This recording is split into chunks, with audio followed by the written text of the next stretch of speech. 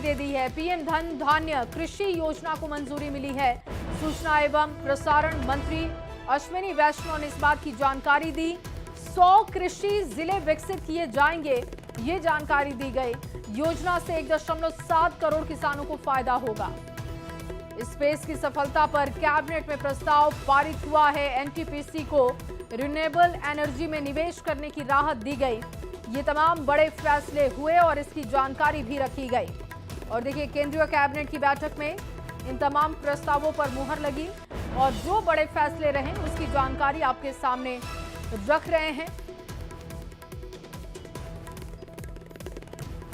धन धान्य कृषि योजना को भी मंजूरी कैबिनेट ने दे दी है।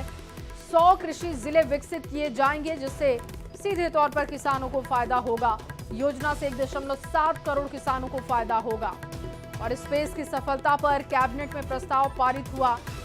एनटीपीसी को लेकर भी बड़ा फैसला हुआ। रिन्यूएबल एनर्जी में निवेश करने की राहत दी गई है कैबिनेट की तरफ से। और ये कुछ बड़े फैसले जिसकी जानकारी आपके साथ साझा कर रहे हैं।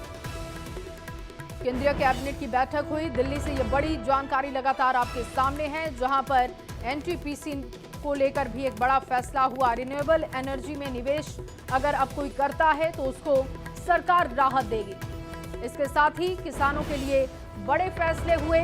धन धान्य कृषि योजना को मंजूरी दी गई। आपको बता दें कि 100 कृषि जिले विकसित किए जाएंगे, ये सरकार की तरफ से फैसला हुआ है। लगातार एक एक करके अलग अलग क्षेत्रों में सरकार राहत दे रही है और एक बार फिर से किसानों के लिए बड़ा दिल सरकार ने दिखाया है, जिसमें धन धान्य कृषि योजना मंजूरी इसको मिल चुकी है। स्पेस की सफलता पर भी प्रस्ताव पारित हुआ है।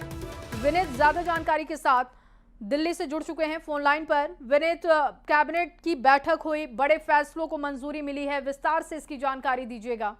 हाँ जी, निश्चित तौर पे आपको बताना चाहूंगा, जिस तरह से शुभांशु शुक्ला का सफल दौरा रहा था, इसको लेकर के जो है पीएम की ओर से या पूरी कैबिनेट की ओर से उन्हें धन्यवाद किया गया है। उनका अभिनंदन जो है वो पूरी कैबिनेट की ओर से किया गया है।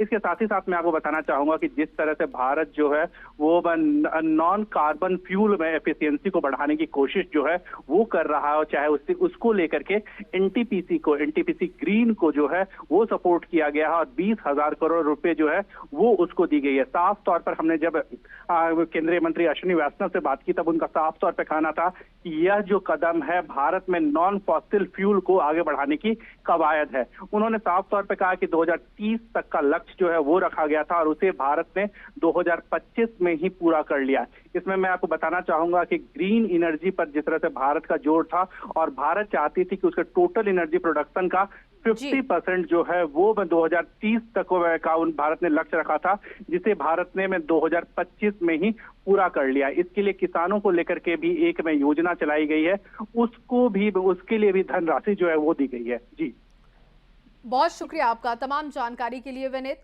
कैबिनेट ने 3 फैसलों को मंजूरी दी है, जिसकी जानकारी आपको दे रहे थे। पीएम धन धान्य कृषि योजना को मंजूरी मिल चुकी है। 100 कृषि जिले विकसित किए जाएंगे। ये देखिए सरकार का बड़ा फैसला और बड़ा दिल किसानों के लिए है। योजना से 1.7 करोड़ किसानों को सीधे तौर पर लाभ पहुंचेगा। शुभांशु शुक्ला ने स्पेस का अनुभव लेकर जब वो सफलतापूर्वक वापसी कर चुके हैं, तो इसको लेकर भी एक प्रस्ताव पास किया गया है कैबिनेट में।